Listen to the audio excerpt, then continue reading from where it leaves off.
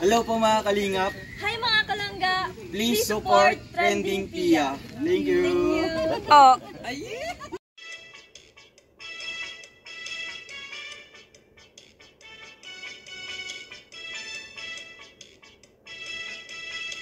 Ngayon guys, nagluluto ako kasi may nakita ang asawa ko na isang homeless. Umuwi siya, sabi niya, dalhan natin ng pagkain. So, kahit paborito ko to, ito guys, yung bangus sa yung guys na binabad sa ano yan, sa may bawang, paminta yan.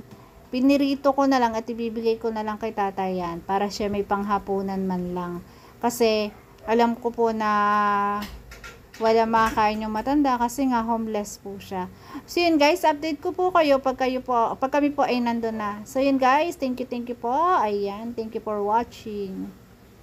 Nga pala guys, naluto ko na yan. Ito yung bangos, ilalagay ko na sa kanin. Tapos sinamahan ko ng suka guys, tsaka kaunting asin kasi baka gusto basta hindi yung iba yung panlasa na matanda, gusto niya maalat, ay tapos may So yun guys, papunta na tayo. Pupuntahan na natin yung matanda na homeless na ating nakita. So dadalhin na natin yung pagkain para siya ay may pagkain. So, update ko po kayo mamaya sa pagpunta ko doon. Ayan, i-interviewin natin si tatay ng kanyang buhay. So guys, tara.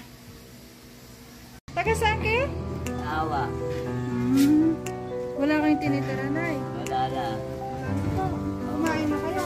Oo. May pagkain na kami. Dala akong pagkain sa inyo. Nagluto ko kayo ng ano. Wala na kayo pamilya pa. Wala na. Patay na. Ay, yung bahay nyo. Wala na. Bili na.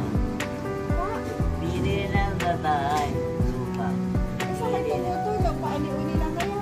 Oo. Bili. Pintunin yun. So, pang-araw-araw nyo ng pagkain sa kanya ko. Kami nagbibigay. Ha?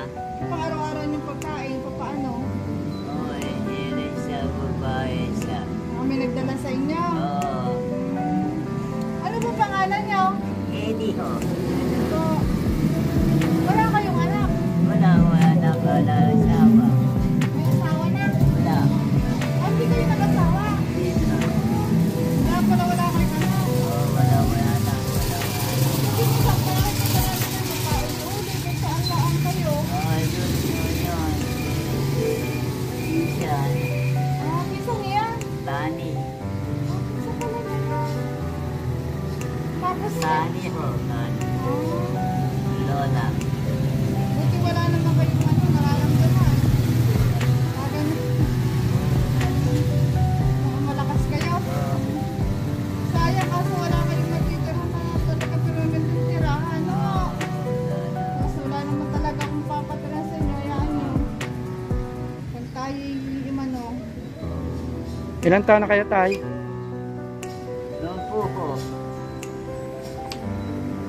Unay. Lagi niya itong dibdib sa ano. Oo. Kapatid, wala yung kapatid. Lolo kapatid. Si Kiran. Oo, hindi kayo pinagkala. Meron sawa. May asawa. Ikaw may asawa. Patirahin kayo. Kapatid naman kayo eh. Hindi, yun rin sawa. Babae. Ang buhay niyo ganito lang ang araw-araw. Oo, yan rin naman doon. Awa ng Diyos kayo na mali nakakalaon. Oo, nandito. Eh siya, pagpasensyahan nila itong nakayanan ko. Malay niyo, maisang araw, dalhang kulit kayo. Nakita kayo kung nasaan kayo. Hindi na. Diyan na lagi kayo.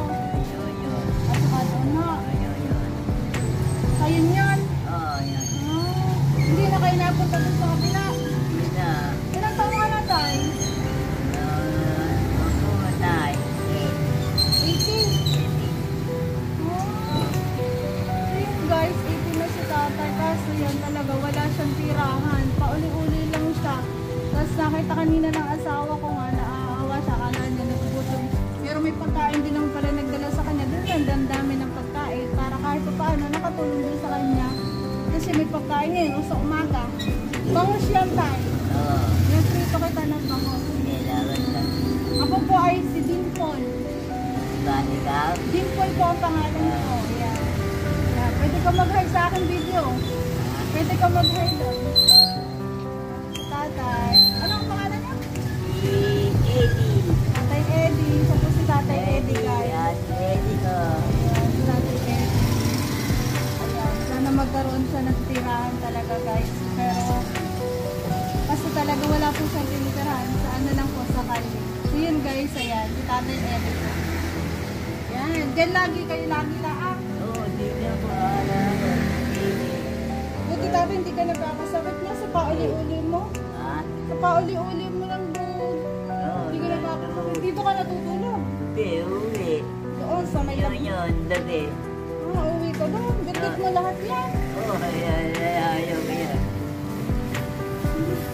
Lalakas mo pa. Ito po. Bibigyan kayo lagi ng ano, ng biyaya. Hindi na lagi malakas na katawan. At pag tayo sinerte, malay na mabigyan kayo natin ng tirahan man lang. Sayang, wala na kayong pamilya na po. Wala na.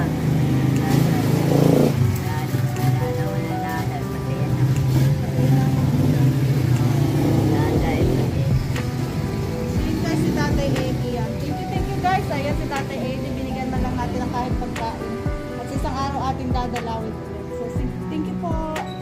Guys, tapos na. Nandito na tayo sa bahay. Ayan, nandito na naman tayo sa bahay. Ayan, nakakwentuhan natin si Tatay Eddie na isa palang homeless. Ayan, na sa kalye lang talaga siya nabubuhay. Tapos, sa pang-araw-araw niya buhay, yun. Butit may nagbibigay talaga sa kanya ng pagkain.